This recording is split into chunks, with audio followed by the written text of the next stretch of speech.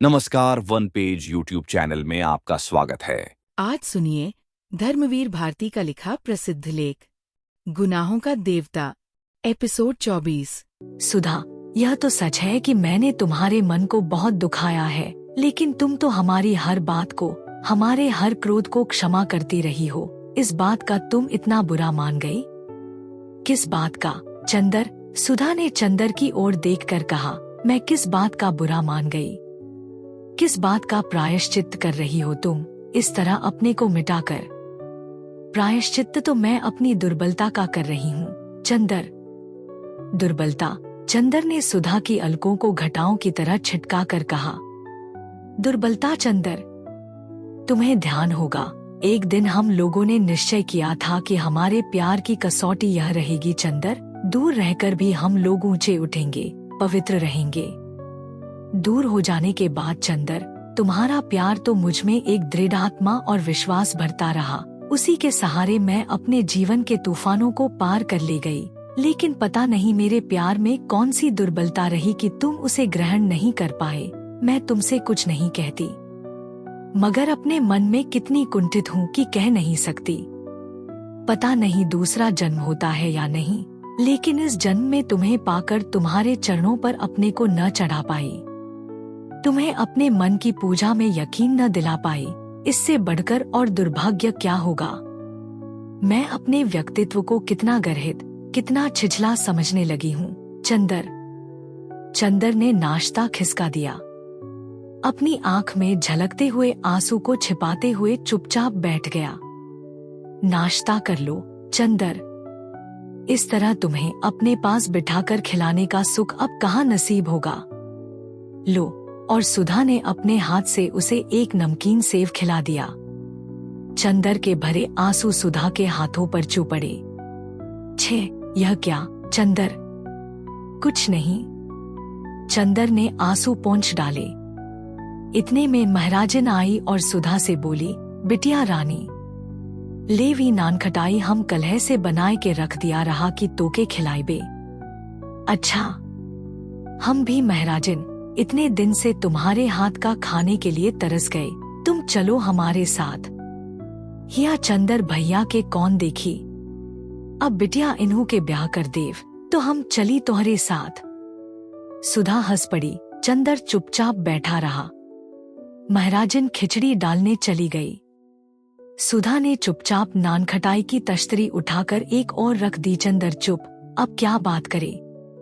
पहले वह दोनों घंटों क्या बात करते थे, उसे बड़ा ताज्जुब हुआ। इस वक्त कोई बात ही नहीं सूझती है। पहले जाने कितना वक्त गुजर जाता था, दोनों की बातों का खात्मा ही नहीं होता था। सुधा भी चुप थी। थोड़ी देर बाद चंदर बोला, सुधी, तुम सचमुच पूजा पाठ में विश्वास रखती हो? क्यों, करती तो हूँ चंदर। हाँ, मूर्ति जरूर नहीं पूजती, पर कृष्ण को जरूर पूजती हूँ। अब सभी सहारे टूट गए, तुमने भी मुझे छोड़ दिया, तब मुझे गीता और रामायण में बहुत संतोष मिला। पहले मैं खुद ताज्जुब करती थी कि औरतें इतना पूजा पाठ क्यों करती हैं। फिर मैंने सोचा हिंदू नारी इतनी असहाय होती है, उसे पति से, पुत्र से, सभी से इतना लांछन, अपमान और तिरस्कार मिलता है कि पूजा पाठ न हो तो पशु बन जाए। पूजा पाठ ही ने हिंदू नारी का चरित्र अभी तक इतना ऊंचा रखा है। मैं तो समझता हूँ यह अपने को भुलावा देना है। मानती हूँ चंदर, लेकिन अगर कोई हिंदू धर्म की इन किताबों को ध्यान से पढ़े तब वह जाने क्या है इनमें, जाने कितनी ताकत देती हैं ये। अभी तक जिंदगी में मैंने यह सोचा है कि पुरुष हो या नारी, सभी के जीवन का एकमात्र संबल विश्वास है, और इन ग्रंथों में सभी संशयों को मिटाकर विश्वास का इतना गहन उपदेश है कि मन पुलक उठता है। मैं तुमसे कुछ नहीं छिपाती चंदर। जब बिंती के ब्याह में तुमने मेरा पत्र लौटा दिया तो मैं तड़प उठी। एक अविश्वास मेरी नसंस में गुंथ गया। मैंने समझ लिया कि तुम्हारी सारी बातें झूठी थी। एक जाने कैसी आग मुझे हरदम झुलसाती रहती थी। मेरा स्वभाव बहुत बिगड़ गया था। मुझे हरेक से नफरत हो गई थी। हरेक पर झल्ला उठती थी। किसी बात में मुझे चैन नहीं मिलता था। धीरे धीरे मैंने इन किताबों को पढ़ा शुरू किया। मुझे लगने लगा कि शांति धीरे धीरे मेरी आत्मा पर उतर रही है। मुझे लगा कि यह सभी ग्रंथ पुकार पुकार कर कह रहे हैं संशयात्मा विनश्यति। धीरे धीरे मैंने इन बातों को अपने जीवन पर घटाना शुरू किया तो मैंने देखा कि सारी भक्ति की किताबें और उनका दर्शन बड़ा मनोहर रूपक है। चंदर, कृष्ण प्यार के देवता हैं। वंशी की ध्वनि विश्वास की पुकार है। धीरे धीरे तुम्हारे प्रति मेरे मन में जगा हुआ अविश्वास मिट गया। मैंने कहा, तुम मुझसे अलग ही कहाँ हो, मैं तो तुम्हारी आत्मा का एक टुकड़ा हूँ जो एक जन्म के लिए अलग हो गई, लेकिन हमेशा तुम्हारे चारों ओर चंद्रमा की तरह चक्कर लगाती रहूंगी। जिस दिन मैंने पढ़ा सर्वधर्मान परित्यज्य मामेकम शरणं व्रज अहंत्वान सर्व पापेभ्यो मोक्षयिष्यामि मा शुच, तो मुझे लगा कि तुम्हारा खोया हुआ प्यार मुझे पुकार कर कह रहा है मेरी शरण में चले आओ, और सिवा तुम्हारे प्यार के मेरा भगवान और है ही क्या। उसके बाद से चंदर, मेरे मन में विश्वास और प्रेम झलक आया अपने जीवन की परिधि में आने वाले हर व्यक्ति के लिए। सभी मुझे बहुत चाहने लगे, लेकिन चंदर, जब बिनती यहाँ से दिल्ली जाते वक्त मेरे साथ गई और उसने सब हाल बताया तो मुझे कितना दुख हुआ, कितनी ग्लानि हुई। तुम्हारे ऊपर नहीं, अपने ऊपर। बातें भावनात्मक स्तर से उठकर बौद्धिक स्तर पर आ चुकी थी। चंदर फौरन बोला, सुधा, ग्लानि की तो कोई बात नहीं, कम से कम मैंने जो कुछ किया है उस पर मुझे जरा सी भी शर्म नहीं। चंदर के स्वर में फिर एक बार गर्व और कड़वाहट सी आ गई थी। मैंने जो कुछ किया है उसे मैं पाप नहीं मानता। तुम्हारे भगवान ने तुम्हें जो कुछ रास्ता दिखलाया वह तुमने किया। मेरे भगवान ने जो रास्ता मुझे दिखलाया वह मैंने किया। तुम जानती ही हो मेरी जिंदगी की पवित्रता तुम थी। तुम्हारी भोली निष्पाप सांसें मेरे सभी गुनाह, मेरी सभी कमजोरियां सुलाती रही हैं। जिस दिन तुम मेरी जिंदगी से चली गईं, कुछ दिन तक मैंने अपने को संभाला। इसके बाद मेरी आत्मा का कण कण द्रोकर उठा। मैंने कहा, स्वर्ग के मालिक, साफ साफ सुनो, तुमने मेरी जिंदगी की पवित्रता को छीन लिया है। मैं तुम्हारे स्वर्ग में वासना की आग धधकाकर उसे नरक से बदतर बना दूंगा। और मैंने होठों के किनारे चुंबन की लपटें सुलगानी शुरू कर दी। धीरे धीरे महाश्मशान के सन्नाटे में करोड़ों वासना की लपटें जहरीले सांपों की तरह फुफकारने लगी। मेरे मन को इसमें बहुत संतोष मिला, बहुत शांति मिली। यहाँ तक कि बिनती के लिए मैं अपने मन की सारी कटुता भूल गया। मैं कैसे कह दूं कि यह सब गुनाह था। सुधा, अगर ठीक से देखो, गंभीरता से समझो तो जो कुछ तुम्हारे लिए मेरे मन में था उसी की प्रतिक्रिया वह है जो मेरे मन में पम्मी के लिए है। तुम्हारा दुलार और पम्मी की वासना दोनों एक सिक्के के दो पहलू हैं। अपने पहलू को सही और दूसरे पहलू को गलत क्यों कहती हो? देवता की आरती में जलता हुआ दीपक पवित्र है और उससे निकला हुआ धुआं अपवित्र। दीपशिखा नैतिक है और धूमरेखा अनैतिक। ग्लानि किस बात की, सुधा? चंदर ने बहुत आवेश में कहा। छे चंदर, तुम मुझे समझे नहीं। मैं नैतिक अनैतिक की बात ही नहीं करती। मेरे भगवान ने, मेरे प्यार ने मुझे अब उस दुनिया में पहुंचा दिया है जो नैतिक नैतिक से उठकर है। तुमने अपने भगवान से विद्रोह किया, लेकिन उन्होंने तुम्हारी बात पर कोई फैसला भी तो दिया होता। वे इतने दयालु हैं कि कभी मानव के कार्यों पर फैसला ही नहीं देते।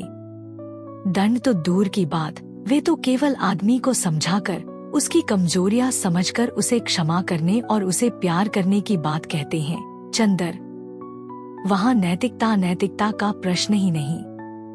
तब यह ग्लानि किस बात की तुम्हें? चंदर ने पूछा। ग्लानि तो मुझे अपने पर थी चंदर। रहा तुम्हारा पम्मी से संबंध तो मैं बिनती की तरह नहीं सोचती। इतना विश्वास रखो, मेरी पाप और पुण्य की तराजू ही दूसरी है। फिर कम से कम अब इतना देख सुनकर मैं यह नहीं मानती कि शरीर की प्यास ही पाप है। नहीं चंदर, शरीर की प्यास भी उतनी ही पवित्र और स्वाभाविक है जितनी आत्मा की पूजा। आत्मा की पूजा और शरीर की प्यास दोनों अभिन्न हैं। आत्मा की अभिव्यक्ति शरीर से है, शरीर का संस्कार, शरीर का संतुलन आत्मा से है। जो आत्मा और शरीर को अलग कर देता है वही मन के भयंकर तूफानों में उलझकर चूर चूर हो जाता है। चंदर, मैं तुम्हारी आत्मा थी, तुम मेरे शरीर थे। पता नहीं कैसे हम लोग अलग हो गए। तुम्हारे बिना मैं केवल सूक्ष्म आत्मा रह गई। शरीर की प्यास, शरीर की रंगीनियां मेरे लिए अपरिचित हो गईं। पति को शरीर देकर भी मैं संतोष न दे पाई और मेरे बिना तुम केवल शरीर रह गए। शरीर में डूब गए। पाप का जितना हिस्सा तुम्हारा उतना ही मेरा। पाप की वैतरणी के इस किनारे जब तक तुम तड़पोगे तभी तक मैं भी तड़पूंगी। दोनों में से किसी को भी चैन नहीं और कभी चैन नहीं मिलेगा। लेकिन फिर हटाओ इन सब बातों को। चंदर, तुमने व्यर्थ यह बात उठाई। मैं अब बात करना भूलती जा रही हूँ। मैं तो आई थी तुम्हें देखकर कुछ मन का ताप मिटाने। उठो, खाना खाए, सुधा बोली। नहीं, मैं चाहता हूँ बातें सुलझ जाए। सुधा, चंदर ने सुधा के हाथ पर अपना सिर रखकर कहा, मेरी तकलीफ अब बेहद बढ़ती जा रही है। मैं पागल न हो जाऊं। छे, ऐसी बात नहीं सोचते। उठो, चंदर को उठाकर सुधा बोली। दोनों ने खाना खाया। महराजन बड़े दुलार से परसती रहीं और सुधा से बातें करती रहीं। खाना खाकर चंदर लेट गया और सोचने लगा, अब क्या सचमुच उसके और सुधा के बीच में कोई इतना भयंकर अंतर आ गया है कि दोनों पहले जैसे नहीं हो सकते। लगभग 4 बजे वह जागा तो उसने देखा कि उसके पांवों के पास सिर रखकर सुधा सो रही है। पंखे की हवा वहां तक नहीं पहुंचती। वह पसीने से तरबतर हो रही है। चंदर उठा। उसे नींद में ऐसा लगा कि जैसे इधर कुछ हुआ ही नहीं है। सुधा वही सुधा है, चंदर वही चंदर है। उसने सुधा के पल्ले से सुधा के माथे और गले का पसीना पोंछ दिया और हाथ बढ़ाकर पंखा उसकी ओर घुमा दिया। सुधा ने आंखें खोली, एक अजीब सी निगाह से चंदर की ओर देखा और चंदर के पांव को खींचकर वक्ष से लगा, फिर आंख बंद करके लेट गई। चंदर ने अपना एक हाथ सुधा के माथे पर रख लिया और वह चुपचाप बैठा सोचने लगा। आज से लगभग साल भर पहले की बात, जब उसने पहले पल सुधा को कैलाश का चित्र दिखाया था और सुधा रो धोकर उसके पांवों में इसी तरह मुंह छिपाकर सो गई थी। और आज सुधा साल भर में कहां से कहां जा पहुंची है। चंदर कहां से कहां पहुंच गया है। काश कि कोई उनकी जिंदगी की स्लेट से इस वर्ष भर में खींची हुए मानसिक रेखाओं को मिटा सके तो कितने सुखी हो जाए दोनों। चंदर ने सुधा को हिलाया और बोला, सुधा, सो रही हो? नहीं। उठो। नहीं चंदर, पड़ी रहने दो। तुम्हारे चरणों में सब कुछ भूलकर एक क्षण के लिए भी सो सकूंगी। मुझे इसका विश्वास नहीं था। सब कुछ छीन लिया है तुमने, एक क्षण की आत्म प्रवंचना क्यों छीनते हो? सुधा ने उसी तरह पड़े हुए जवाब दिया।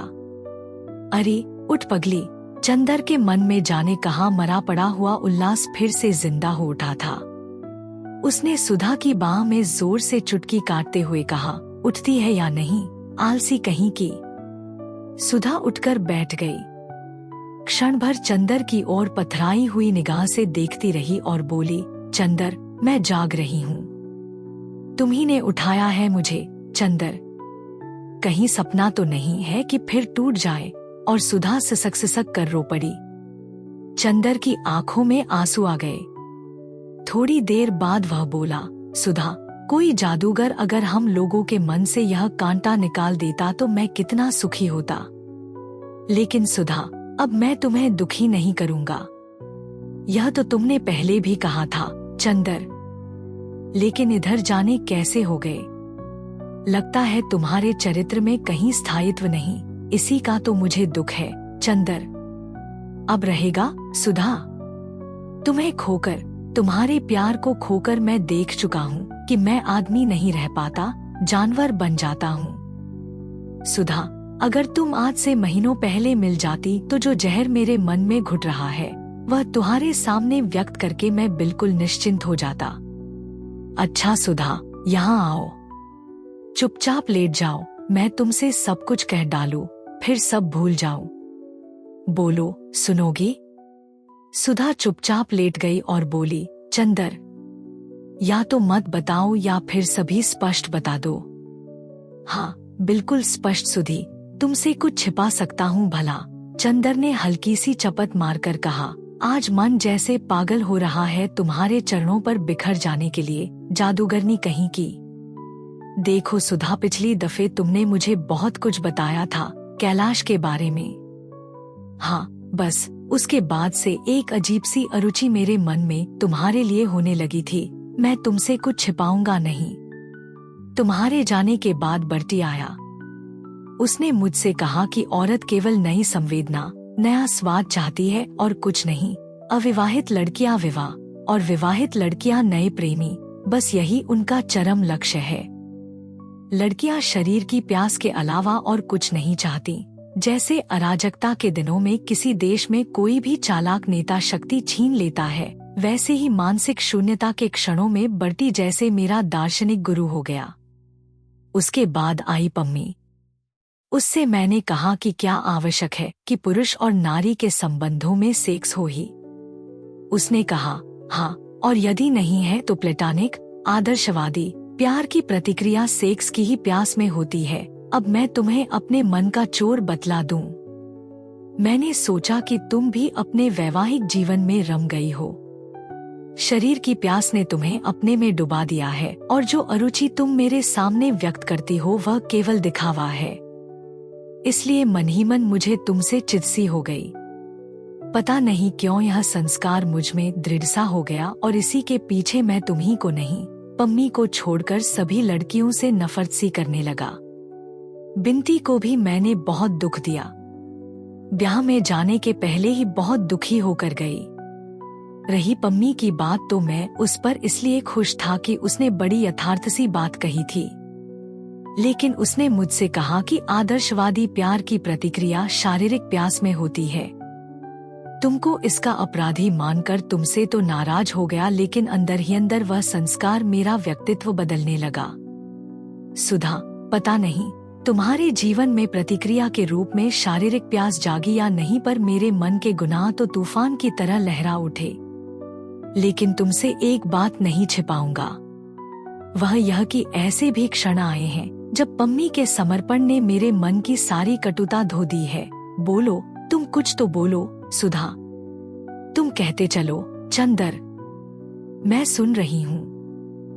हाँ, लेकिन उस दिन गेसु आई। उसने मुझे फिर पुराने दिनों की याद दिला दी और फिर जैसे पम्मी के लिए आकर्षण उखड़ सा गया। अच्छा सुधा, एक बात बताओ, तुम यह मानती हो कि कभी कभी एक व्यक्ति के माध्यम से दूसरे व्यक्ति की भावनाओं की अनुभूति होने लगती है? क्या मतलब? मेरा मतलब जैसे मुझे गेसु की बातों में उस दिन ऐसा लगा जैसे तुम बोल रही हो। और दूसरी बात तुम्हें बताऊं, तुम्हारे पीछे बिनती रही मेरे पास।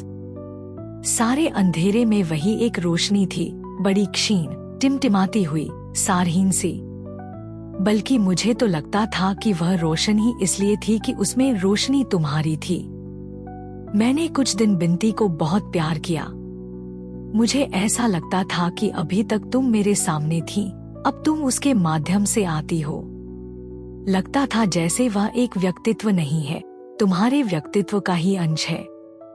उस लड़की में जिस अंश तक तुम थी, वह अंश बार बार मेरे मन में रस उभार देता था। क्यों सुधा? मन की यह भी कैसी अजबसी गति है। सुधा थोड़ी देर चुप रही, फिर बोली, भागवत में एक जगह एक टीका में हमने पढ़ा था चंदर कि जिसको भगवान बहुत प्यार करते हैं उसमें उनकी अंशाभिव्यक्ति होती है। बहुत बड़ा वैज्ञानिक सत्य है यह। मैं बिनती को बहुत प्यार करती हूँ चंदर। समझ गया मैं, चंदर बोला। अब मैं समझा मेरे मन में इतने गुनाह कहाँ से आए। तुमने मुझे बहुत प्यार किया और वही तुम्हारे व्यक्तित्व के गुनाह मेरे व्यक्तित्व में उतर आए। सुधा खिलखिलाकर हंस पड़ी। चंदर के कंधे पर हाथ रखकर बोली, इसी तरह हंसते बोलते रहते तो क्यों यह हाल होता। मनमौजी हो। जब चाहो खुश हो गए, जब चाहो नाराज हो गए। उसके बाद वह उठी और बाहर से एक तश्तरी में कुछ फल काट कर लाई। चंदर ने देखा आम। अरे आम, अभी कहाँ से आम ले आई? कौन लाया? लखनऊ उतरी थी, वहां से तुम्हारे लिए लेती आई। चंदर ने एक आम की फाक उठाकर खाई और किसी पुरानी घटना की याद दिलाने के लिए आंचल से हाथ पोंछ दिए। सुधा हंस पड़ी और बड़ी दुलार भरी ताड़ा के स्वर में बोली, बोलो, अब तो दिमाग नहीं बिगाड़ोगे अपना। कभी नहीं सुधी, लेकिन पम्मी का क्या होगा? पम्मी से मैं संबंध नहीं तोड़ सकता, व्यवहार चाहे जितना सीमित कर दूं। मैं कब कहती हूँ, मैं तुम्हें कहीं से कभी बांधना ही नहीं चाहती। जानती हूँ कि अगर चाहूं भी तो कभी अपने मन के बाहुपाश ढीले कर तुम्हें चिरमुक्ति तो मैं न दे पाऊंगी, तो भला बंधन ही क्यों बांधूं?